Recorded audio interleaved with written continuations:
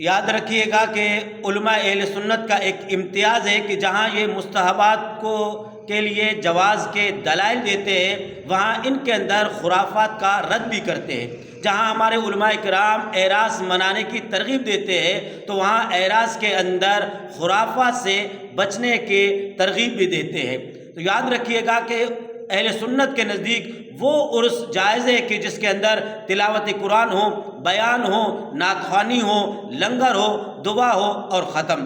لیکن وہ عرس کی جس کے اندر ڈھول ہو، عورتوں کا آنا ہو، میلے ہو، سجدے ہو، طواف ہو، اس کی اہل سنت کے ہاں قطعاً بھی اجازت نہیں ہے۔ اور وہ عرس کہ جو رمضان المبارک کے مقدس مہینے کے اندر ہو، جہاں عورتیں آئے، جہاں خرافات ہو، جہاں ڈھول بجے، جہاں روزوں کا تقدس پامال کیا جائے، رمضان کا تقدس پامال کیا جائے، اس بزرگ کے مزار کا تقدس پامال کیا جائے، اس کی شریعت کے اندر اور اہل سنت کے نزدیک قطعاً اجازت نہیں ہے۔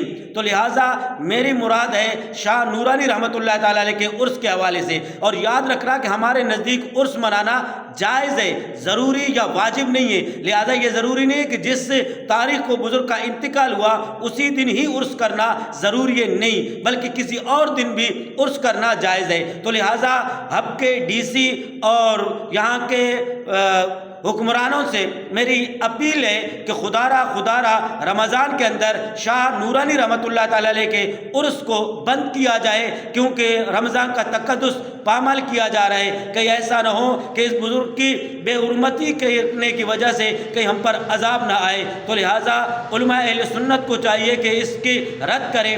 شاہ حکمت شاہ صاحب اس پر بات کام کر رہے ہیں، ہم انشاءاللہ عز و جل ان کے شانہ بشانہ کھڑے ہیں، جیسے وہ کہیں گے انشاءاللہ عز و جل ہم ان کے ساتھ ہیں کہ مزارات سے ان خرافات کو ختم کیا جائے۔